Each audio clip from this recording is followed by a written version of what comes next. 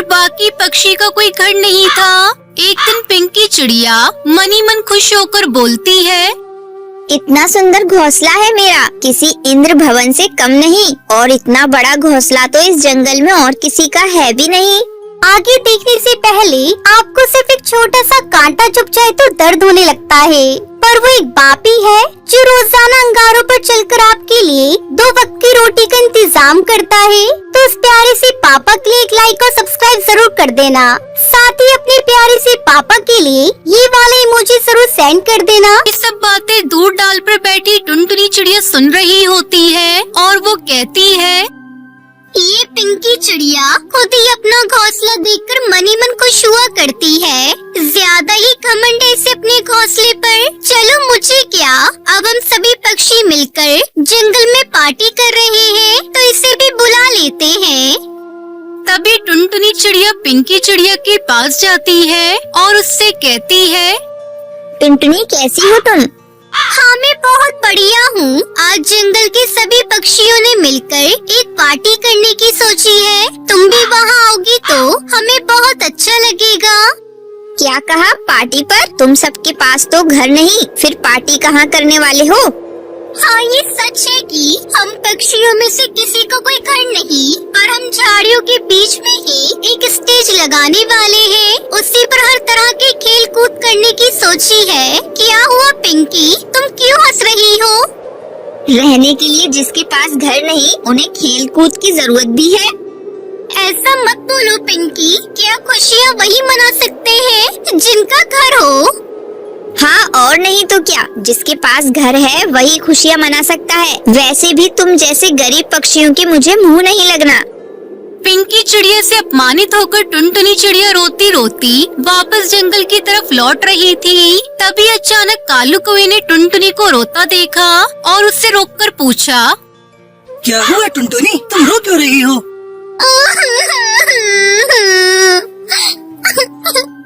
Party के लिए न्योता देने में सभी पक्षियों के पास गई और मैं पिंकी चिड़िया के पास भी गई थी, पर पिंकी चिड़िया ने ये कहकर भगा दिया कि तुम बहुत गरीब हो, तुम्हारे पास रहने के लिए घर भी नहीं। उसने मुझे बहुत अपमानित किया।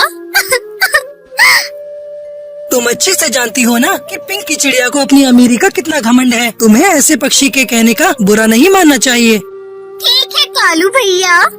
अच्छा चलो हम दोनों स्टेज की तैयारी करते हैं। कालू कौवे ने समझाकर टुनटुनी चिड़िया का दिल बहलाया। फिर सभी पक्षियों ने मिलकर स्टेज बनाकर तैयारियां कर ली। तब बंटी कबूतर बोला, देखो हम सबका बनाया स्टेज कितना सुंदर लग रहा है। हाँ बिल्कुल सही कहा। चलो अब हम खेल प्रतियोगिताओं की शुरुआत करते हैं।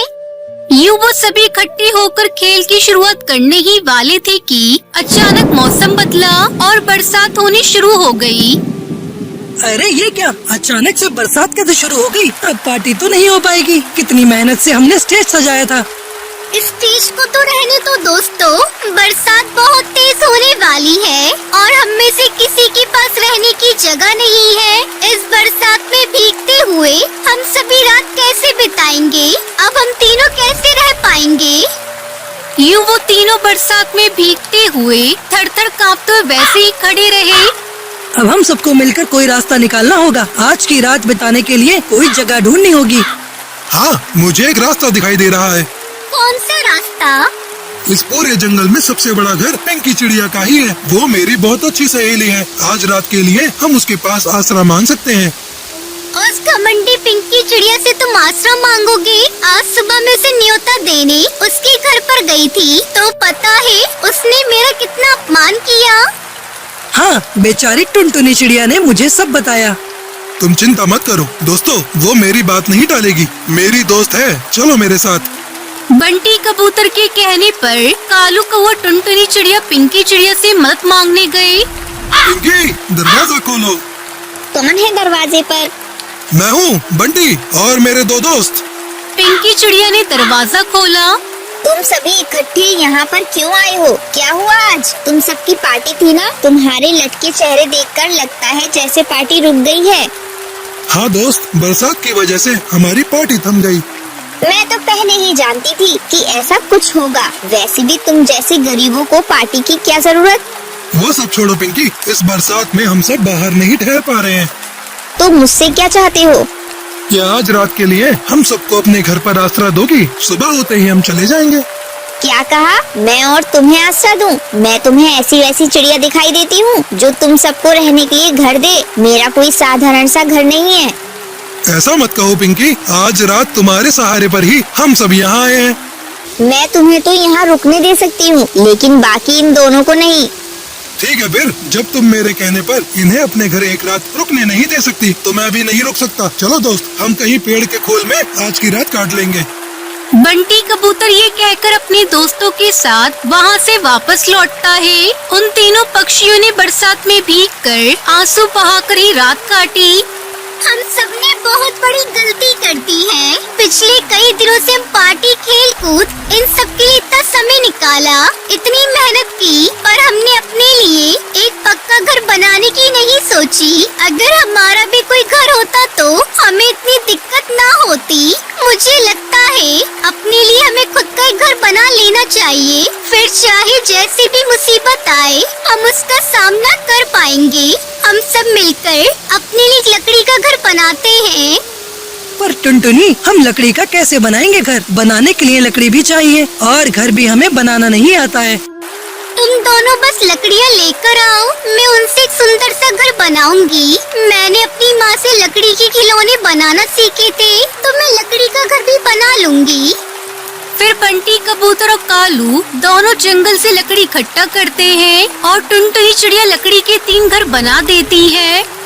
वाह टुनटुनी, तुमने तो अपना घर बनाने के साथ साथ हमारा घर भी बना दिया। तुम्हारा बहुत बहुत शुक्रिया। उस दिन के बाद से उन्हें बारिश के आने से डर नहीं लगता था और फिर वो सभी खुशी खुशी लकड़ी के बनाए घर में रहने लगते हैं। माँ जी कुछ तो बोलिए। माँ जी, आप इतनी जल्दी हमें छोड़कर नहीं जा सकती।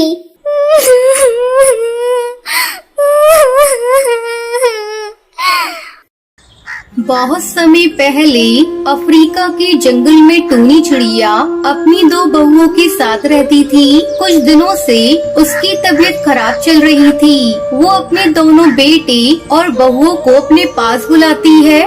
मेरे बच्चों, मुझे लगता है अब मैं ज्यादा दिनों तक जिंदा नहीं रह पाऊंगी। मैं चाहती हूँ अपने जीते जी सारी जमीन जायदाद तुम दोनों में बराबर बराबर बांट दूँ। अरे माँ जी, आप अपने मुँह से ये क्या अपशगुनी बातें बोल रही हैं? मरे आपके दुश्मन, आप जल्दी ठीक हो जाएंगी। नहीं टुनटुनी बहू, मेरा बुलावा ऊपर वाले के यहाँ से आ गया है। अपने जीते जी बंटवारा कर दूंगी तो चैन से मर सकूंगी। हाँ माँ जी, आप बिल्कुल सही कह रही हैं। वैसे भी आपको देखकर लगता है आप बस 1-2 दिनों की ही मेहमान हैं। आप ऐसा करिए, ये घर मेरे नाम कर दीजिए और जंगल के बाहर वाली जमीन टुनटुनी और कालू कौवे को दे दीजिए। लूसी बहू, ये तुम क्या कह रही हो? वो जमीन तो बंजर है, उस जमीन पर कई सालों से खेती नहीं हुई है। तो क्या हुआ? कालू हट्टा कट्टा है, मेहनत करेगा तो बंजर जमीन भी उपजाऊ हो जाएगी। माँ जी, लूसी भाभी को जो चाहिए वो दे दीजिए, हम लोगों को कुछ नहीं चाहिए। टुनटुनी बहू, तुम बहुत अच्छी हो। पिछले जन्म में मैंने जरूर कोई पुण्य किया होगा जो तुम्हारी जैसी बहू मुझे मिली। दोनों बेटे और बहुओं को उनका हिस्सा देकर टूनी चिड़िया राहत की सांस लेती है। टुनटुनी, ऐसा करो, तुम माँ जी को अपने साथ लेती जाओ। मुझे कुछ दिनों अपने मायके जाना है। अगर मैं चली गई तो माँ जी की देखभाल कौन करेगा? ठीक है भाभी, आप बेफिक्र होकर अपने मायके जाइए, मैं माँ जी का ख्याल रख लूंगी। कालू कौवा अपनी माँ और पत्नी के साथ एक छोटा सा घोंसला बनाकर रहने लगता है। इस तरह कुछ दिन गुजर जाते हैं। एक दिन कालू कौवा टुनटुनी चिड़िया से कहता है, टुनटुनी, चलो खेत की सफाई करके सारे कंकड़ पत्थर हटा देते हैं, फिर माँ का आशीर्वाद लेकर बैगन की खेती करेंगे। ये तो आपने बहुत अच्छा सोचा है जी।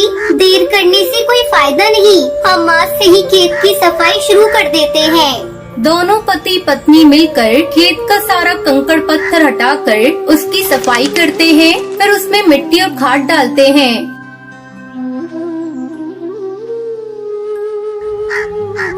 सुनिए जी, शाम हो गई है, अब बचा हुआ काम कल करिएगा। कालू टुनटुनी चिड़िया के साथ घर आता है। माँ जी कुछ तो बोलिए। माँ जी, आप इतनी जल्दी हमें छोड़कर नहीं जा सकती।